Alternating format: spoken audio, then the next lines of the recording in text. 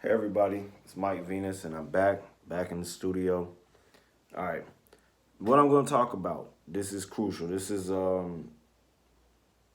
tips to getting uh more, let's say, more believable, more authentic sounding um lo-fi, chill hop, jazz hop. Hell, you can use this in R&B, gospel, funk. These types of styles of music. This is more focused more on composition, concepts or ideas than actual processing and like sound design, because that's all something more based off of a person's preference. But what I've been noticing a lot with people who are trying to go the route of either programming, either drawing their chords in, right, or using something like Ableton or something with lanes or in the force, or with a melodic step sequencer where your scale is vertical and you can punch it in like that. Well, that is very that's not jazz. Okay, the main point is to make it sound like jazz. And I think a lot of these people who make this style of music that don't have no type of, like, what's the word? They don't really understand jazz or studied it or at least like learned some concepts of it. They try to simplify it to a point that it's not jazz. Like, and I'm gonna explain. Like, for an example, what they will say is like, okay, jazz use a 2-5-1. So I'm gonna use the key of key of C major. 2-5-1 is D minor. D minor, G, C. So 2-5-1, right? And they'll be like, yeah, that's jazz. And I'm like, no. The number one thing that, if you listen to jazz, and I will encourage people to listen to it, you'll pick this up really quick if you actually are listening. The main thing that makes jazz that is extremely distinctive from other genres, even that use these type of harmonies or chord progressions, is that jazz has a very fluid element to it.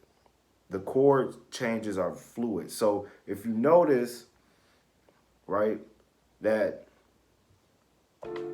D minor to G, D to G is a fourth, right? So that's always going to sound good. G to C is a fourth,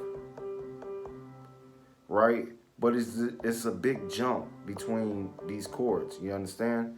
So this is where the main thing that makes jazz is jazz, is chord, um, your ability to smoothly move from chord to chord. So it's a lot of leading tones, passing tones, chromatic tones that are used to kind of help make these transitions smoother. Not just switching from, like, you know, D to G to C, but even when transitioning to a different key, modulating keys. So it's not just that simple, you know. And I'll say this, if you're not really gonna get into it, I would strongly suggest that you just either you sample, you know, but yeah.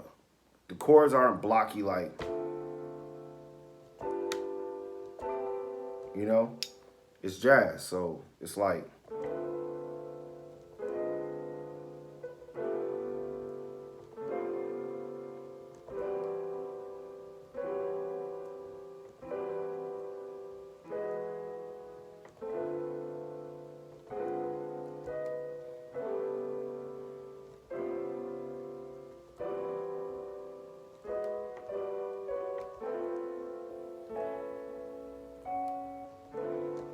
you know what I'm saying? And that's what will make it sound believable. You can add all the process that the RC20. You can add in, your record crackles, all that. That's cool. But to really make it sound believable, you got to have your chords sounding more jazzy. So what I plan on doing on my channel, and I'm planning on setting up a Patreon where I'm going to teach you how to play chords in chromatic mode, right? That's jazzy as hell, like this.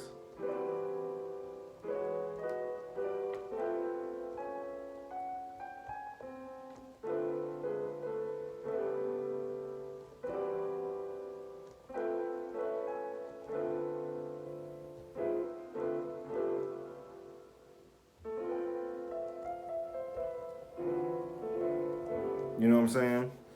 And with that, you can start to make more sophisticated chord chord progressions, but really you're making music that is more free, more expressive, more fluid, where I'm playing in the key of C. You know what I'm saying? But that chord ain't in C. That chord is not in C. That chord definitely is not in C. That's not in C. That chord is in G, but it's not in C. Some of the notes are, but that note is not. You know what I'm saying? That's in C, but that's not. That's not. You know what I'm saying? And I'm going to go more into these topics, but yeah, just think about that. The main thing to key to making great lo-fi, if you're going to program your chords, if you're going to try to play them in, is study jazz. Like, really listen to it.